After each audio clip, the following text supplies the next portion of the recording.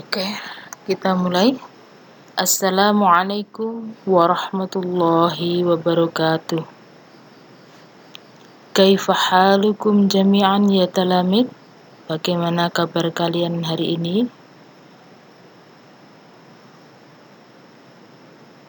Sobahul khair. Selamat pagi. Saya harapkan kalian dalam keadaan baik dan sehat tanpa ada alangan suatu apapun. Hayya nabda darsana al-an bi qiraatil basmalah. Mari kita mulai pelajaran pagi ini dengan bacaan basmalah. Bismillahirrahmanirrahim. Dipersiapkan pelajaran bahasa Arabnya untuk hari ini, disiapkan bukunya dan peralatan-peralatan lain yang terkait dengan pembelajaran bahasa Arab.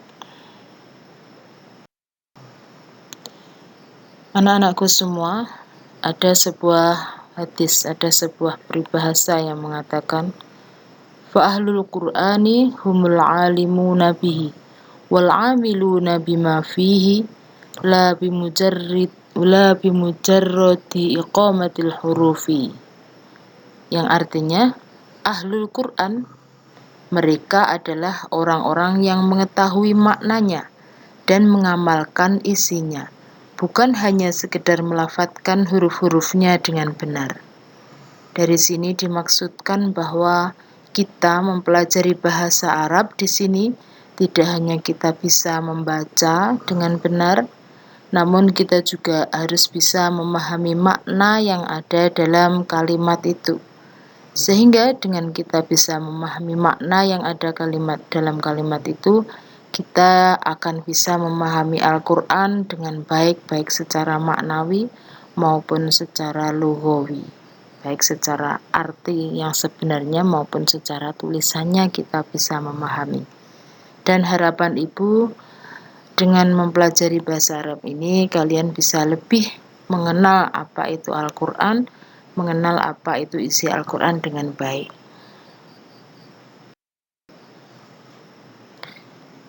Naam, al-an nahnu nabhasu anil na'ti wal idhofah. Sekarang kita akan membahas na'at dan idhofah. Materi ini masih dalam bab 1, materi tarkib atau struktur bahasa, atau dalam istilahnya nahwu. Kita akan membahas apa itu na'at dan apa itu idhofah. Na'at adalah kata sifat. Setiap kata sifat pasti ada kata yang disifati, yaitu namanya man'ut. Jadi na'at itu adalah kata sifat. Setiap ada na'at pasti ada man'ut. Di dalam kalimat, kata-kata yang memiliki makna susunan kedudukan sebagai na'at man'ut, di situ pasti ada kata sifatnya. Dan pasti ada kata man'utnya.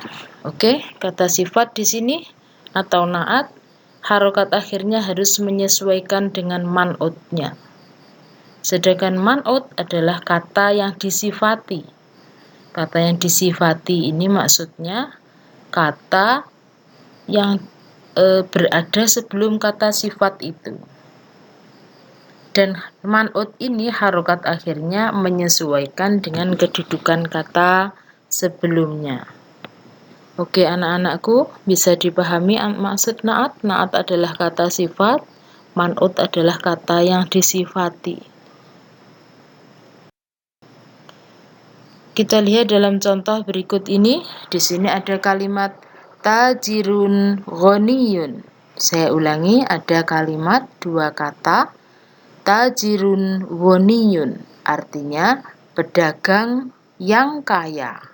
Kata sifatnya adalah yang kaya. Ghaniyun artinya kaya. Di situ adalah sebagai na'at. Sedangkan tajirun itu sebagai man'utnya. Jadi man'utnya di awal, na'atnya di akhir. Tajirun sebagai man'ut, ghaniyun sebagai na'at.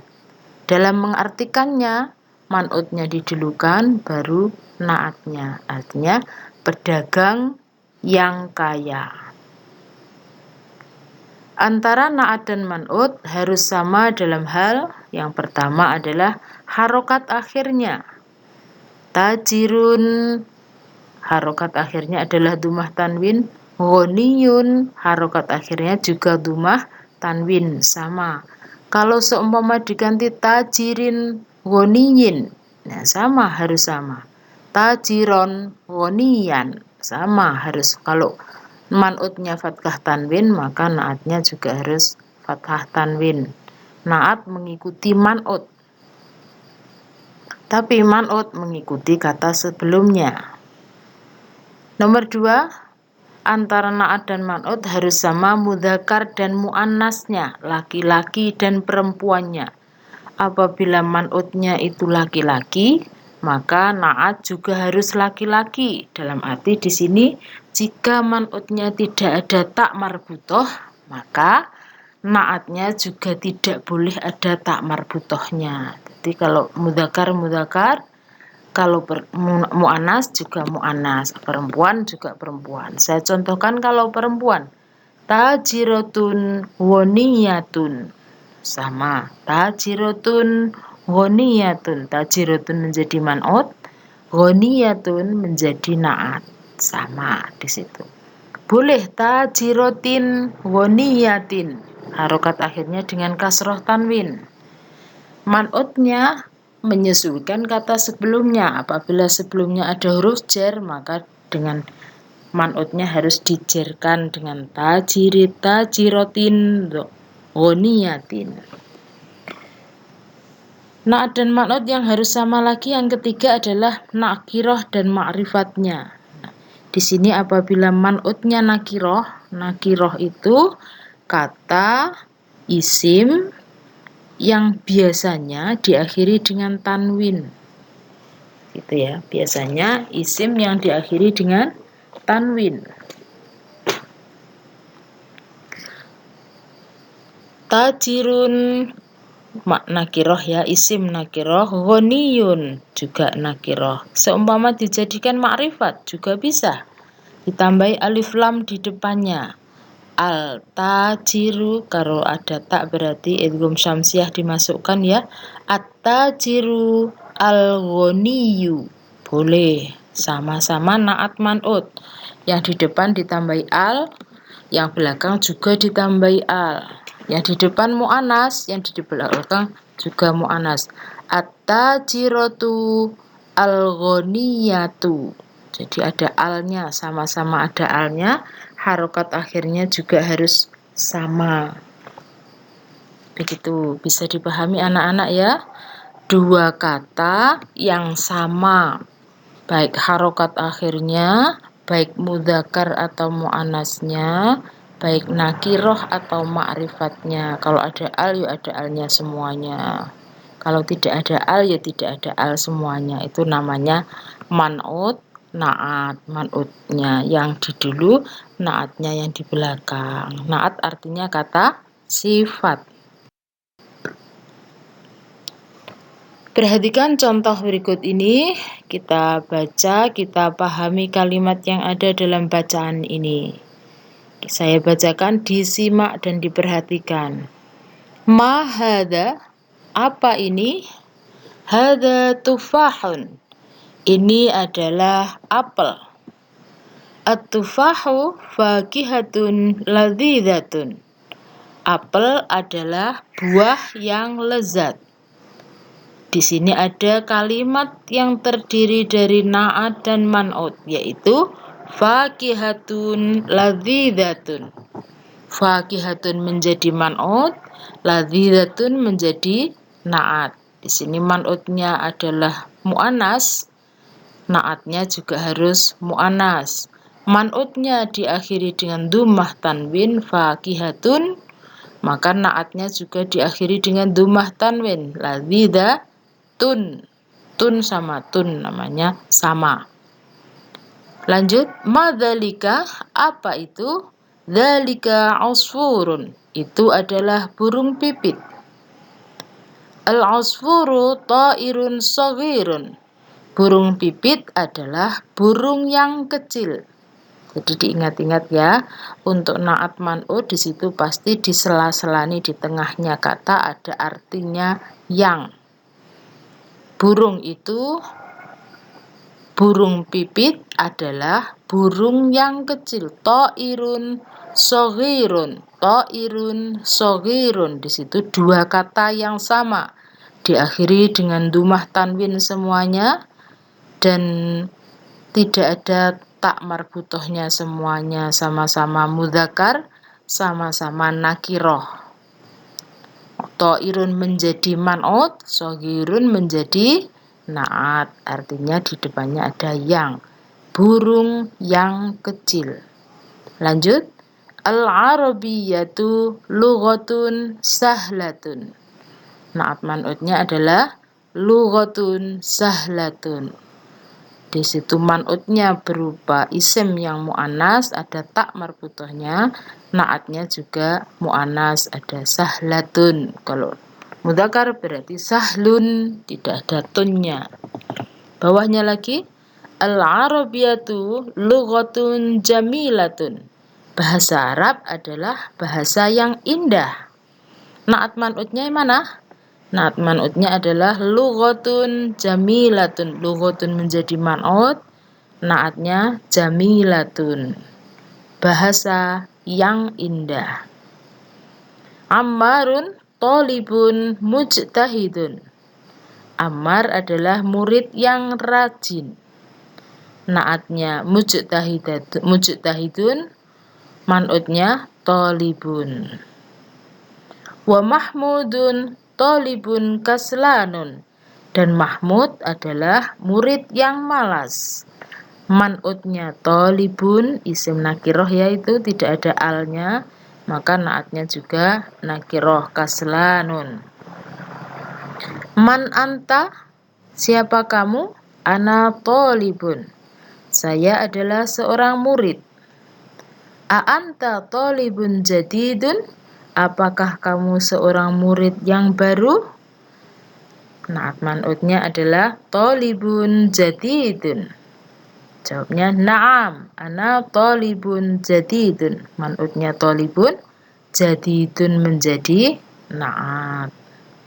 Oke, bisa dipahami anak-anak contoh kalimat yang ada na'at man'utnya? Diperhatikan ada dua kata yang sama-sama, harokat akhirnya sama, itu berarti nanti adalah na'at dan man'ut. Yang pertama man'ut, yang kedua adalah na'at. Na'at artinya kata sifat. Oke, sekarang kita masuk ke materi selanjutnya. Setelah na'at man'ut, kita adalah belajar tarkib idhofah. Apa anak-anak? Idhofah. Coba ikuti lagi. Idhofah. Idhofah adalah kata majmu'. Kata majmu' maksudnya adalah dua kata yang digabung menjadi satu. Di sini kita contohkan ada Kitabul Ustadzi.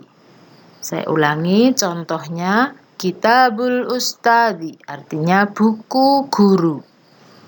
Dua kata yang digabung menjadi satu ini, kata yang pertama disebut mudhof, kata yang kedua disebut mudhof ilaih, mudhofun ilaihi.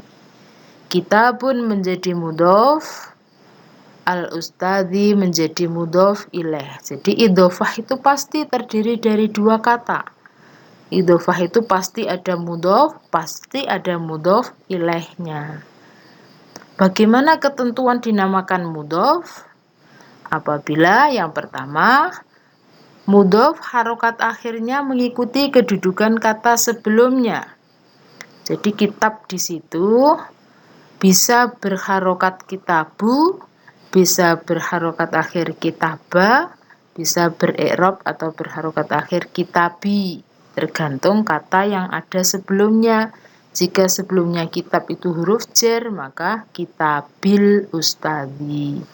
Kalau sebelumnya itu fi'il, berarti kitab menjadi fa'il, menjadi kitabu. Kalau kitab itu menjadi maf'ul, berarti kitaba harus nasab. Mudhofnya menyesuaikan kedudukan kata sebelumnya. Yang kedua, mudhof itu selalu nakiroh. Nakiroh tadi sudah disampaikan. Nakiroh itu adalah isim yang menunjukkan arti nakiroh. Keberadaannya tidak di tempat. Kalau cirinya isimnya nakiroh itu tidak ada alif lamnya, tidak ada alnya, itu isim yang nakiroh. Sekarang dari contoh kitabul ustadzi kita bahas mudhof ilaihnya. Contohnya di situ al ustadzi menjadi mudhof ilaih. Bagaimana mudhof ilaih itu? Mudhof ilaih selamanya berharokat akhir majrur atau dijerkan. Harokat akhirnya untuk jar itu bisa kasroh, bisa alif, bisa wawu, bisa ya. Untuk harokat akhirnya. Yang kedua, mudhof ilaih itu selalu ma'rifat. Jadi mudhof ilaihnya selalu ma'rifat. Ma'rifat itu banyak. Bisa terdiri dari nama orang, bisa diawali dengan huruf alif lam, dan lain-lain, itu yang ma'rifat. Jadi mudhof ilaih itu selamanya dijerkan. Kalau isim mufrad berarti jarnya dikasrohkan. Kalau jamak muannats salim jarnya dengan kasroh. Kalau jamak mudzakkar salim tanda jarnya dengan ya nun. Begitu. Kitabul ustadzi, kitabul muslimina, kitabul mu'minina, kitabul muslimati. Nah, itu i'rabnya dijerkan. Bisa dipahami ya? Kata idhofah adalah dua kata yang digabung menjadi satu. Kata pertama disebut mudhof, kata yang kedua disebut mudhof ilaih, dan mudhof ilaih harokat akhirnya harus majrur atau dijerkan. Tanda jernya adalah biasanya berupa kasroh, itu kalau isim mufrad atau kata benda tunggal. Coba perhatikan contoh berikut ini. Di sini ada kalimat yang menjadikan contoh idhofah dalam sebuah kalimat. Fahasut tabibu asnana Utsmana. Tabib memeriksa gigi Utsman.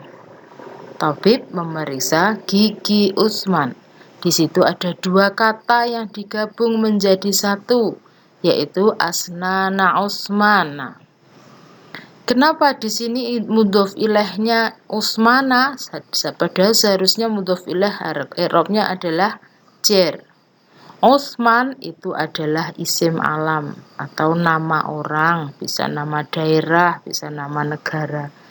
Kalau isim alam itu tidak bisa di-i'rabi sesuai dengan i'rab yang biasanya atau isim ghairu munsharif.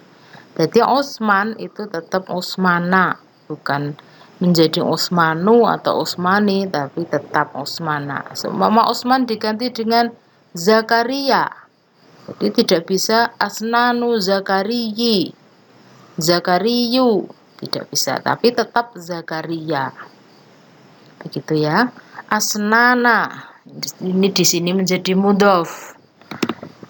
Utsman menjadi mudhof ilaih. Asnan menjadi mudhof, sedangkan dia kedudukannya sebagai maf'ul. Jadi karena dia sebagai maf'ul atau objek, harokat akhirnya harus nasab atau fathah, yaitu na. Asna na. Na-nya itu karena dia sebagai maf'ul. Kalau dia sebagai fa'il nanti menjadi asnanu, bukan asnana lagi. Dia menjadi asnana karena dia sebagai objek. Guru memeriksa gigi, gigi menjadi objek. Jadi harokat akhirnya objek itu pasti dinasobkan. Contoh yang kedua, nasohat tabibu Utsmana birrohati wa tanawulil dawai. Tanawulid dawai, di situ dua kata yang digabung menjadi satu. Kata yang pertama mudhof, kata yang kedua adalah mudhof ilaih. Diperhatikan lagi, untuk mudhof itu mengikuti harokat akhir kata sebelumnya. Kalau mudhof ilaih itu selalu dijerkan. Tanawuli, kenapa mudhofnya menjadi li, tidak lu atau la? Karena sebelumnya adalah ada huruf jar dan ada wawu athof wa. Karena ada huruf jar bi, maka tanawulu diatofkan kepada sebelumnya menjadi li, bukan lu lagi karena ada huruf jar. Ad-dawai itu mudhof ilaih, jadi harokat akhirnya adalah harus jar, yaitu dengan huruf i, bukan u ya. Mudhof ilaihnya harus jar. Contoh yang ketiga, wasababu dzalika ziyadatul wazni. Hal itu disebabkan bertambahnya berat badan. Di sini idhofahnya dua kata yang digabung menjadi satu. Kata yang kedua mudhof ilaih dan harus ma'rifat, tanda ma'rifatnya ada alnya itu. Jadi dua kata yang di tengahnya ada alnya berarti itu nanti adalah idhofah. Dua kata kok tengahnya ada alnya dan setelah al harokat akhirnya kok jar atau kasroh atau tanda jar yang lain, maka di situ pasti mudhof ilaih. Ziyadatu menjadi mudhof, al-wazni menjadi mudhof ilaih. Contoh yang terakhir, dhahaba Utsmanu ila tabibil asnani. Kalimat idhofahnya adalah tabibil asnani. Tabib itu menjadi mudhof, dia menjadi bi karena ada huruf jar ila. Al-asnani itu mudhof ilaih, dia di harokat akhirnya juga jar atau kasroh. Mudhof ilaih selamanya harus ma'rifat. Tanda ma'rifatnya apa al-asnan? Tanda ma'rifatnya adalah alif dan lam. Dari sini anak-anak bisa memahaminya? Bisa memahaminya ya, apa itu idhofah? Dua kata yang digabung menjadi satu. Bisa dipaham anak-anak? Oke, kita lanjutkan lagi. Di sini masih berbicara tentang idhofah dan na'at man'ut. Tadi sudah Ibu terangkan apa itu na'at, apa itu man'ut, dan apa itu idhofah. Sudah Ibu sampaikan, semua sama-sama dua kata yang digabung. Bedanya, kalau idhofah, mudhof ilaih tidak harus mengikuti jenis mudhofnya. Boleh beda dalam hal mudzakkar dan muannasnya. Jadi kalau idhofah, dua kata yang digabung jadi satu itu tidak harus sama mudzakkar muannasnya. Kalau mudhofnya mudzakkar atau muannas, mudhof ilaihnya mudzakkar. Contohnya di sini ada sayyaratu hamid. Sayyaratu hamid. Artinya mobilnya Hamid. Sayyaratun menjadi mudhof, Hamid menjadi mudhof ilaih. Hamidin. Sayyaratu Hamidin. Hamid nama orang, di situ nama orang makrifat. Jadi tidak harus ada alnya karena dia adalah nama orang. Perbedaannya antara mudhof dengan na'at, kalau na'at harus mengikuti man'utnya dalam hal mudzakkar muannasnya. Jadi man'utnya muannas, maka na'atnya juga harus muannas.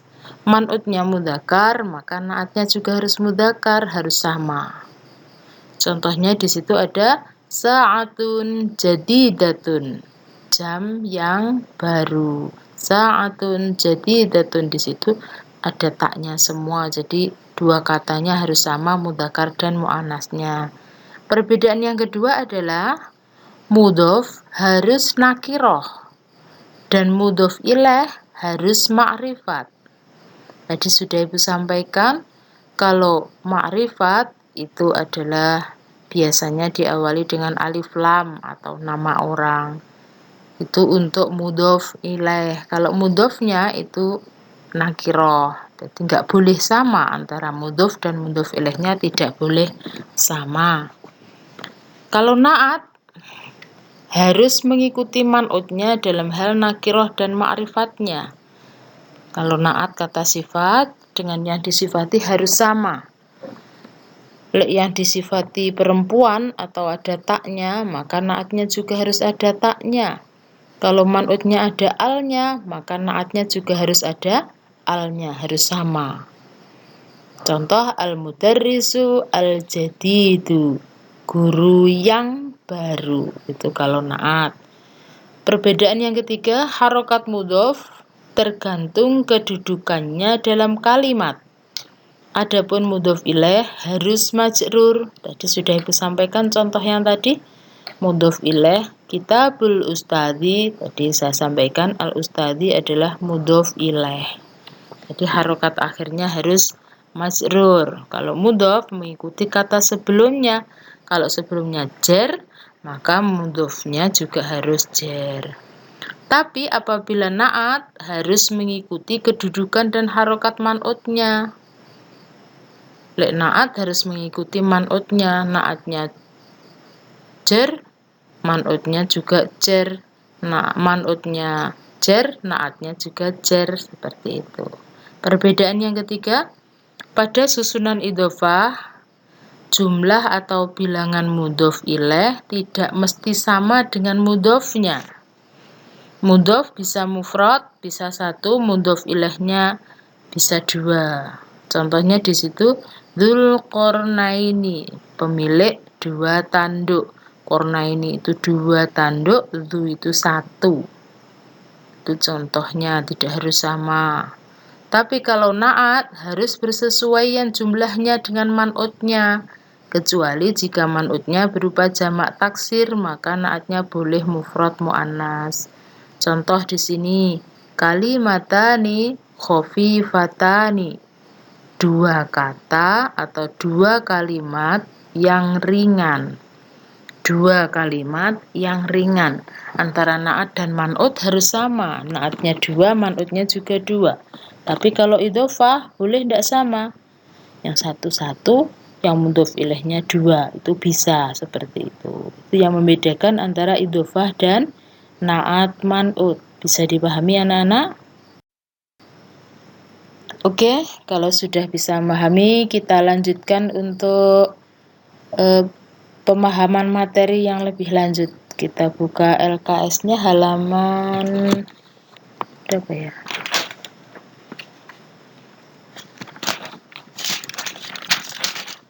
Halaman 13. Di situ ada poin alif sama poin ba. Yang poin alif ini nanti dua-duanya dikerjakan di LKS kalau sudah difotokan ke WA atau Google Classroom. Saya bacakan yang tugas yang pertama. Ainan na'tu fi hadhil kalimat. Jelaskan mana na'at atau kata sifat fi hadhil kalimat dalam kalimat berikut ini. Di situ ada kalimat 1 sampai 5. Di situ kalimat situ pasti ada na'atnya atau kata sifatnya. Tadi diperhatikan ada na'at, ada man'ut. Na'at dan man'ut harus sesuai dalam hal mudzakkar muannasnya. Kata yang pertama man'ut, kata yang kedua adalah na'at. Itu nanti kalau sudah ketemu na'atnya silahkan ditulis di sampingnya itu. Al-jawab yang diisikan adalah na'atnya ditulis di situ. Yang B, ayin al-mudhaf wal mudhafu ilaihi fil jumalil atiyati. Jelaskan mana mudhaf dan mana mudhaf ilaihnya dalam kalimat berikut. Di sini kalian diminta untuk mencari mudhaf dan mudhaf ilaihnya dari kalimat 1 sampai nomor 5 itu. Silahkan ditulis mana mudhafnya dan mana mudhaf ilaihnya. Silahkan ditulis, dikerjakan di buku LKS dan nanti difoto dikirimkan ke Bu Masluhi. Oke, itu tugas anak-anak mengerjakan tugas mandiri di buku LKS halaman 13.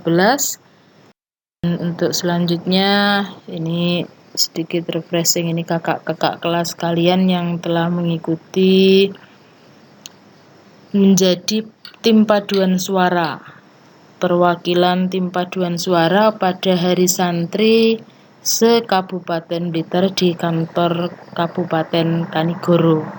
Mereka mewakili dari MA Trisula menjadi tim paduan suara.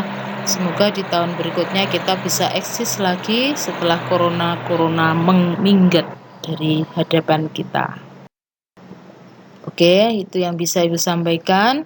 Selamat belajar, semoga berhasil. Ditata niatnya, ditata hatinya, semoga belajar kita membawa manfaat, membawa barokah, menjadi anak yang berguna bagi agama dan bangsa. Ibu akhiri, sekian, terima kasih. Wassalamualaikum warahmatullahi wabarakatuh.